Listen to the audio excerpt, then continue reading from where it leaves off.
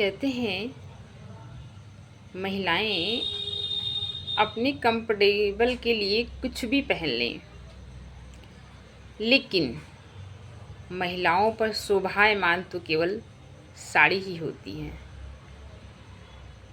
पूर्ण रूप से स्त्री साड़ी में ही दिखती है।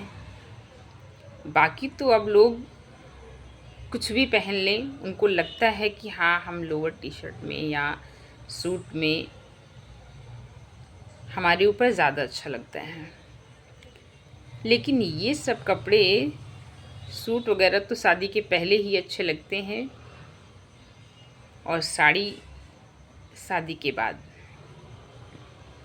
लेकिन अब कोई साड़ी डालना नहीं चाहता और गलती से अगर कोई पहन लेता है तो पूरा मोहल्ला एक ही बात पूछता है, क्या बात है भाभी जी, आज कहीं जाना है आपको?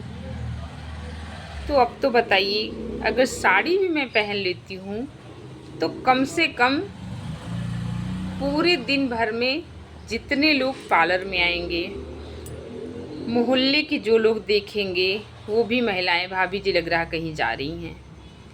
रीज़न है क्योंकि सबको ये मालूम है कि अब तो ज़्यादातर लोग साड़ी जब कहीं बाहर निकलते तभी डालते हैं। वैसे तो मैं बाहर निकलती हूँ कहीं भी तो मैं साड़ी ही डाल के जाती हूँ, इसीलिए सारे लोगों का पूछना भी स्वाभाविक है।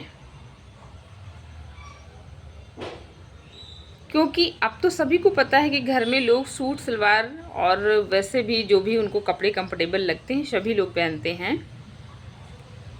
लेकिन अब ज़्यादातर महिलाएं किसी पार्टी फंक्शन में भी उनको सूट ही समझ में आता है, पता नहीं क्यों। वो क्या दिखाना चाहती हैं कि आज भी हम कुंवारे हैं क्या। काफ़ी महिलाओं को मैंने ये देखा है कि वो लोग शादीशुदा होने के बावजूद भी ना तो उनके मत्थे पर बिंदी होगी, ना तो मांग में सिंदूर, और हाथ में भी एक चूड़ी होगी या तो घड़ी होगी। पता नहीं क्या जाहिर करना चाहती हैं, क्या मालूम दूसरे की तलाश है क्या। हमें तो ये चीज़ें समझ ही नहीं आती और हमें तो लोग यही बोलते हैं, क्या बात है, आप हमेशा अप टू डेट रहते हैं।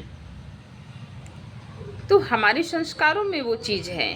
हमारी सासू माँ यही बोलती थी कि स्त्री का यही धर्म है, सुबह उठ कर के पहले स्नान ध्यान करके और सुसज्जित होकर के उसे किचन में जाना है।